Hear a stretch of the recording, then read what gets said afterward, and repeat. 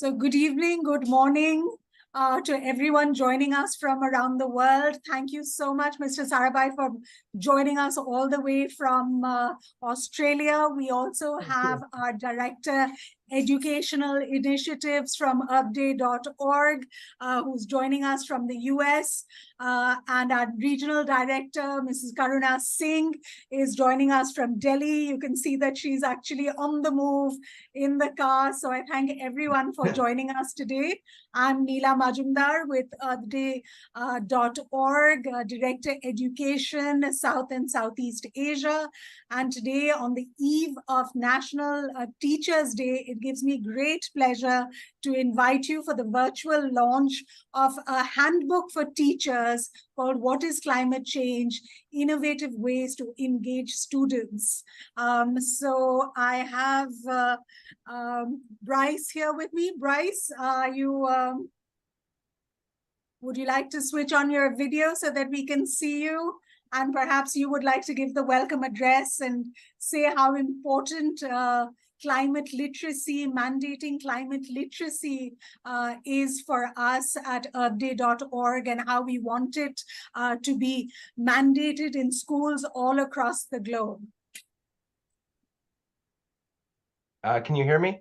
Yes, Bryce, but we can't see you. Oh, I think I joined maybe as a participant of the webinar. Was there a separate link to have video access? Let me send it to you again. Yes.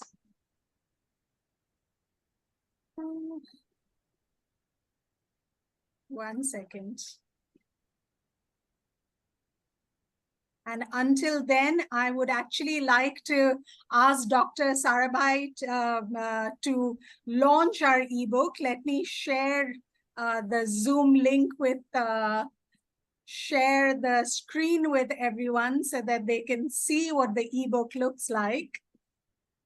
And if we can pretend that you're clicking on a button, Mr. Sarabhai, we will launch the ebook. This is it. Oh. Innovative Ways to Engage Students, a handbook for teachers. I think, yes, there we have Bryce as well joining us all the way from, where are you, Bryce, in Washington? Yeah, I live right outside Washington, D.C. Okay. So over to you, Bryce, to tell us why it's important that climate literacy be made compulsory in schools across the world. Yes, thank you, Neela, and thank you for inviting me and for everyone who came today. Climate education and environmental education have been a part of Earth Day since the very first Earth Day in 1970, which was about having teach-ins across universities. And that's great. And in the United States, we have climate education, but sometimes it comes across as like a one-off experience for students. And what we would like to do is have mandated climate education in the United States and abroad, so that we can ensure that this learning is making its way to all students. So that is our goal, and we have a kind of two-prong approach for that. We have the policy side of that, and to increase climate education from a policy perspective, we have done work with the NDCs, with the Paris Climate Agreement, to have countries make commitments to increasing climate education in their schools. And we have also just done work talking with countries and the United States at the state level to push for climate education. The other approach to make sure that this super important learning is reaching our students is through the development of teacher resources, training materials, curriculum. So that's one of the reasons why I'm really excited to be here today. Looking through the teacher handbook that Karuna, Neela, Steve, and others worked on, you can see that it's a really impressive document that is going to make climate education more approachable and accessible for teachers and therefore their students. so yeah, just trying to make sure that we can get this education into all schools, that it's not just being taught in some schools or a very brief period of time, having full lessons built into the curriculum, mandated, and then having the supports like this handbook to make sure that teachers and students are supported. So again, I just want to thank everyone for coming in today and inviting me to join you for this, and look forward to hearing more. Thank you so much. Mr. Sarabhai, over to you to actually let us know what is the situation, what is the status of climate education in India. We know that environmental education was made compulsory by the Supreme Court, but what is it actually on ground? Thank you, Neela, and thank you, Karuna Singh, for inviting me. And let me first say, I just had a glance at the book, a quick look at the whole book, and what a wonderful resource it is. And I would also like to thank all the different authors who have participated in it. It's a collection of the works of several people here, and I'm really glad to see it happening. And also, as was said in the preface there, that it does work at 3 levels. It increases, it gives knowledge, it's talking about innovative ways of teaching, and it also has several examples towards the end of the book on what a student can actually do. So at all these levels, I think the book is wonderful. And so again, congratulations to Earth Day and the schools and the teachers and everyone who's participated in this.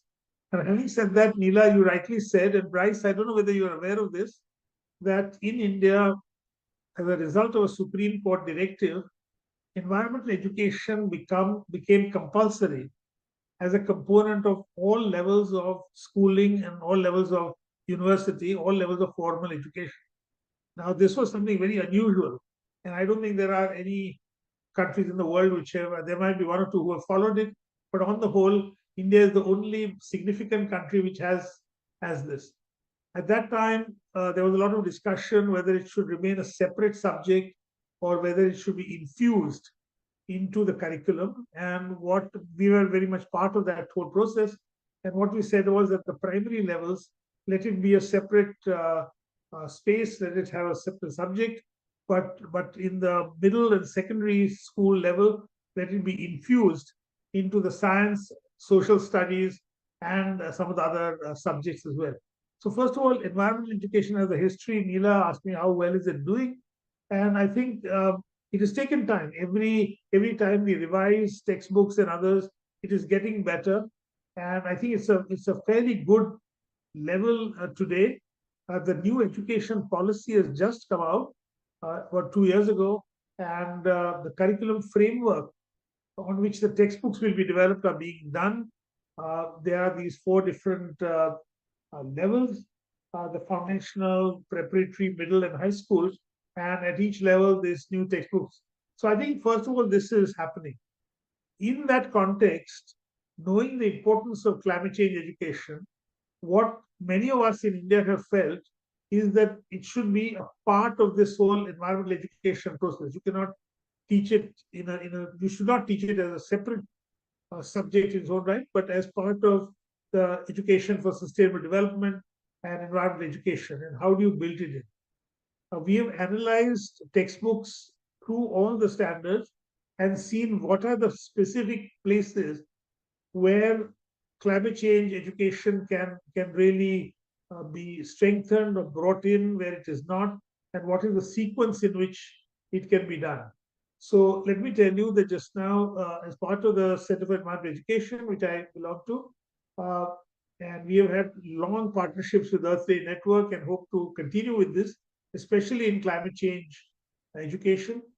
We did one exercise looking at the 4 levels and what should go into it. And our basic approach was that it is at the middle school level, which is grades 6, 7, and 8, where students should be given the science of climate change and understand many of the things which are also in the book here, and understand why it happens, what is the greenhouse effect, what causes mitigation, what are the steps you can do, what are the effects of climate change, etc. at the higher education level, 9, 10, and 11 and 12, we felt that that is the time when much of the discussion on climate justice needs to be brought in. And I think that is something which Earth Day Network should also look at it, especially because your reach is in different parts of the world, and to see about historical emissions, for instance. The Scientific American, this particular issue has talked about how much historical space has been used up by the current developed countries and how little space is available for a country like India, which is rapidly developing. And that what is the concept of a per capita emission as opposed to a total emission of a country and a region which is about 20% or 16% of humankind. So many of these issues would also need to be brought in. Having said that, there is a major exercise going on just now looking at what should be the teacher education component. And I think I see a great possibility of this book being used in this, and if we could look at ways and discuss how it could be distributed to as many schools as possible, maybe do a pilot with a certain number of schools, and see how they start using it, and what they do with it. Teacher handbook is also, there's a lot of discussion going on, and I'm hoping Earth Day will really participate in this exercise. So I think there are a great number of examples. There are certain concepts which are difficult to understand, and I think you've alluded to them in the book. You've given charts, and I would love to see whether teachers can actually understand them, or do they need more information to understand it. But this will only happen by converting this book into a one-day workshop or something, through which you take a group of teachers through the book and clear their doubts so that they can actually use it then as a resource material. So again, not wanting to say more just now, but to say that this is a great exercise. Bryce, India is fully equipped to be able to do this. It is committed. The country is committed to bringing climate change education at all levels of education. The environmental education compulsory gives us the window to do it through and with, and this is being done. And I think Earth Day Network's contribution through this book and through the other activities will be great. And I look forward to closely working with all of you in this exercise. Thank you. Thank you, Neela. Thank you so much, Mr. Sarabhai. Mr. Sarabhai is founder director of Center for Environment Education, and we've partnered with them for years. Very important in our collaboration for this book was also Vichitra Pathshala, and I'm sure many of the teachers and members of Vichitra Pathshala are also online with us. And as you said, we started this book with a three-pronged approach. We did a workshop with the teachers, and most of the chapters that are in the book are from presentations that were made to the teachers. So that was a way of ensuring that the teachers understand what is climate change, to increase their knowledge, and then also find innovative, fun, appealing ways to teach environmental education to students. So once you've downloaded the book, all of you will be able to see that we've got chapters on how to use Google Maps and Google Earth, for example, how to use simple things like films or music or even puppetry to teach climate change and environmental education. But with us today, we also have Dr. Arup Kumar Mitra, who's joined us from Calcutta. He's the head of Department of Environmental Studies at St. Xavier's College. And Dr. Mitra, I believe you were the first to author a book on environmental education as soon as it was mandated by the Supreme Court. Could you tell us why you think it is so important for climate literacy to be taught from a young age? And how do you think it should be taught in India? You're muted, Dr. Mitra. Yeah, thank you. Thank you very much for inviting me to this beautiful session. I would like to congratulate earthday.org for this beautiful book, which will be very much useful for all the teachers here in India. And I actually wanted to share one about 3-4 slides, just trying to explain what it was in 2000 and what it is now and how you are meeting it. Can I share my screen? Please go ahead. Thank you. Is it visible? There's a slight lag. Yes. Yeah, thank you. So climate change, educating young minds, that I wanted to share maybe in 4 or 5 minutes. As my previous speaker has said, Dr. Sarabhai, it was initiated quite in a haste in 2000, following the order of Honorable Supreme Court of India. Yes, climate change, at that time it was not there, but environmental education has to be imparted from school level to college level. And that was, they had a different views altogether at that point of time, because we were troubled by greenhouse gas pollution.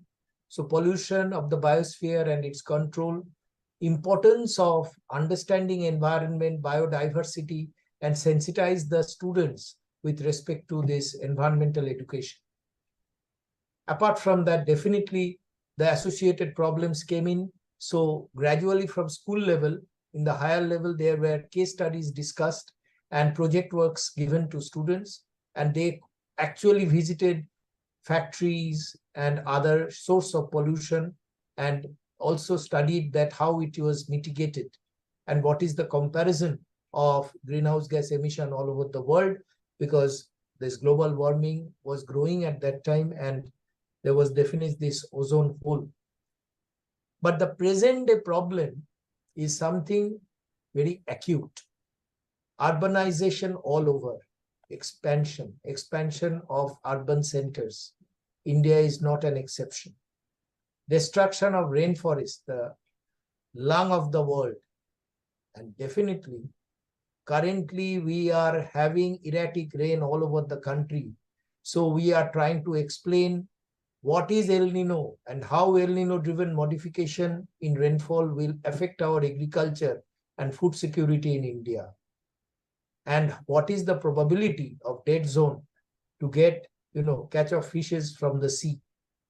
And a very important issue is coming up with climate change, is climate refugee. Island sinking with the raising of water level in the sea, all indicating a possible climate change. And that actually is acute these days. So we are trying to emphasize on this change, and I think you are doing a marvelous job in bringing out this particular book where these problems have been dealt in detail. And we are actually trying to emphasize on proper understanding of the situation. People are not yet that much serious. They're still using plastic, banning of plastic all around. So that is also we are emphasizing. In fact, in our institution, we have developed certain microbial solution to plastic degradation. We have tried to recycle plastic and use it for road building. So these are things where students get interested. And when we say green cities all over, we should have adequate area for recharging of the aquifer in the city so that the water level is maintained. And definitely air pollution going all around, we have now special emphasis. We are trying to teach what is the importance of electric vehicles and how we gradually can switch over to electric vehicles to reduce the gasoline pollution. And at the same time, we are trying to involve people in group activities, in group studies with their own ideas. There should be brainstorming sessions we are trying to organize, which will secure the future of the art. So what it was and what it is, there was a different. Totally the paradigm has changed and we are focusing on that. And let's see whether we can bring about any change. So I would say, let's join hands and protect the environment. And I really congratulate you for this beautiful book for teaching environment in the school. So that's all I think. If there is any other question, I can address that. Yes, if any of you have any questions for the panelists, do put it in the chat or raise your hand, and I'll be happy to have you all interact with our panelists. As I was mentioning, this book also allows for youngsters to become what we call citizen scientists, so that they can make small experiments and do acts of green, so that we basically want them to become environmental stewards from a young age. So that is what the ebook is all about. It is going to be a handbook for teachers, for students, and we are happy to share it with as many people as possible. So can I share with my students? Yes, can I share please, with my students? please. I have put it in the chat box right away, but I will be emailing everyone who got the invite for this, and it will also be uploaded on our social media pages tomorrow, which is Teachers' Day in India.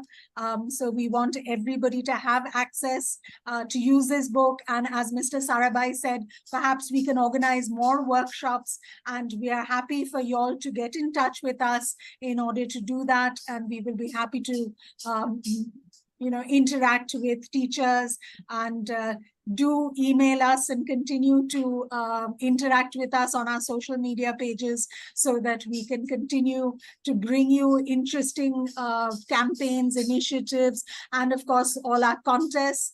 Tomorrow being Teachers' Day, I'm going to announce the results of our morning assembly contest that we have been running for the past 10 years, I think, with schools, where we had asked them to send us what schools do at their morning assembly, concentrating on the theme of environment, whether they did this during Earth Day or any other environmental days. We've received numbers of entries, and we will be awarding some of them tomorrow.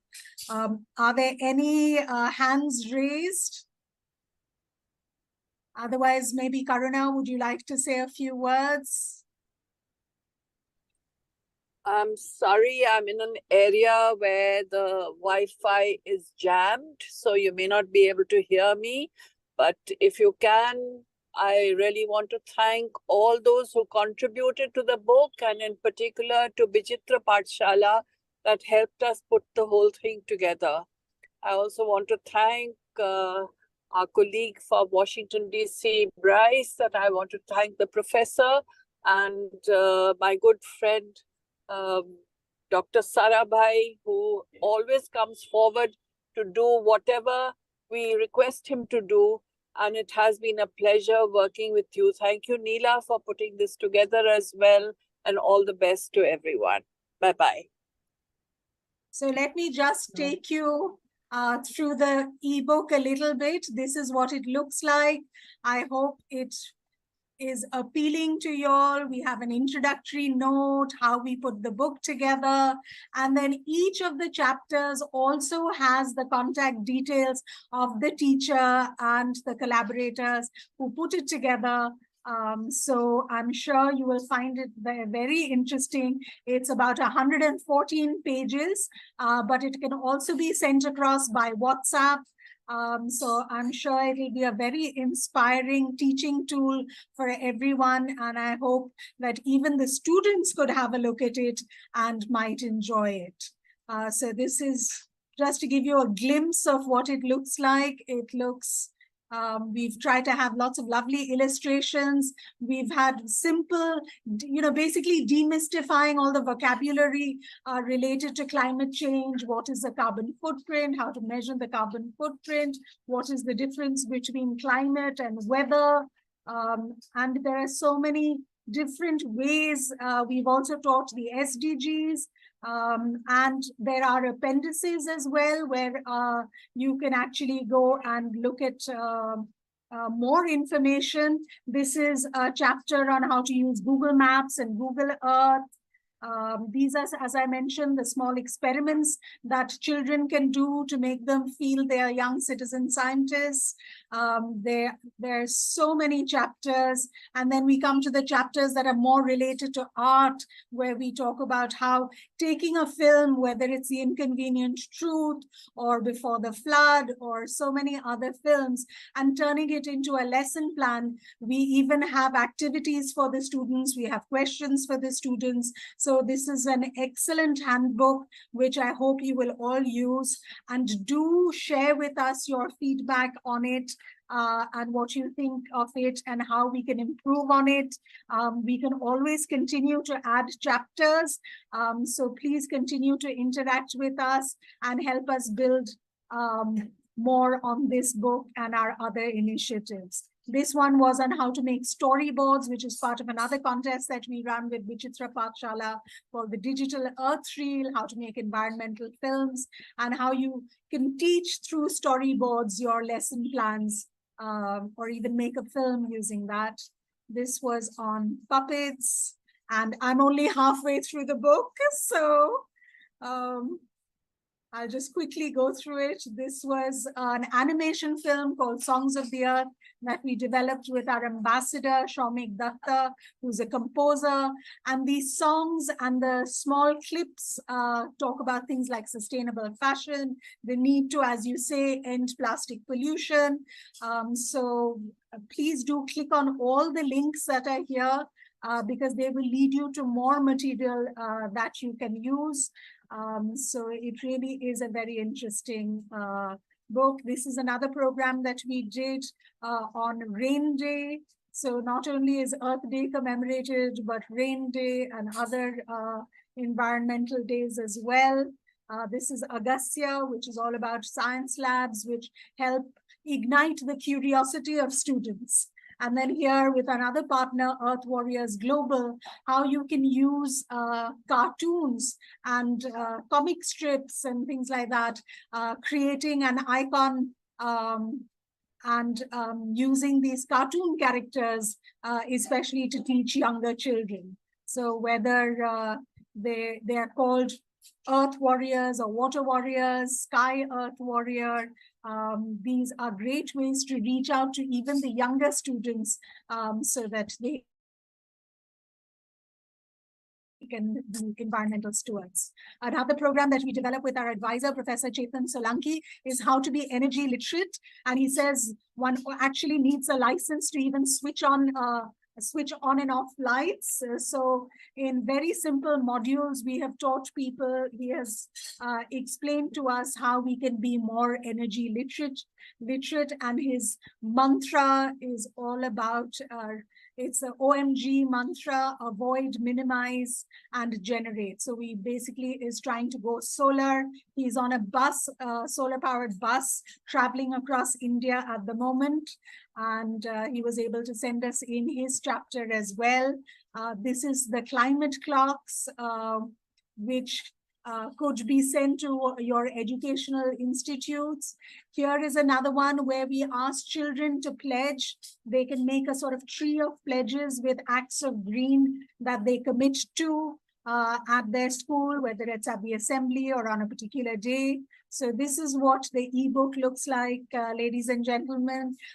Please do go through it and let us know what you think of the entire book, and let us know which chapters you have used. We have included a chapter because students are very computer savvy these days, and they know how to get resources of the internet.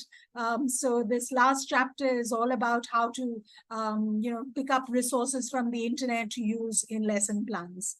And a big thank you once again to Vichitra Pathshala, to WYSIWYG, who did the beautiful design of this ebook. So I thank everyone, all the contributors and all the panelists today for joining us.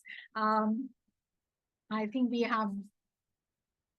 have lots of thank yous and congratulations from people. So with that, I would like to end today. Thank you, Bryce. Thank you, Dr. Mitra. Thank you, all the teachers and contributors. And we really look forward to hearing from you what you think of this book. So I will send it across to everyone. Thank you so much. Thank you. Congrats.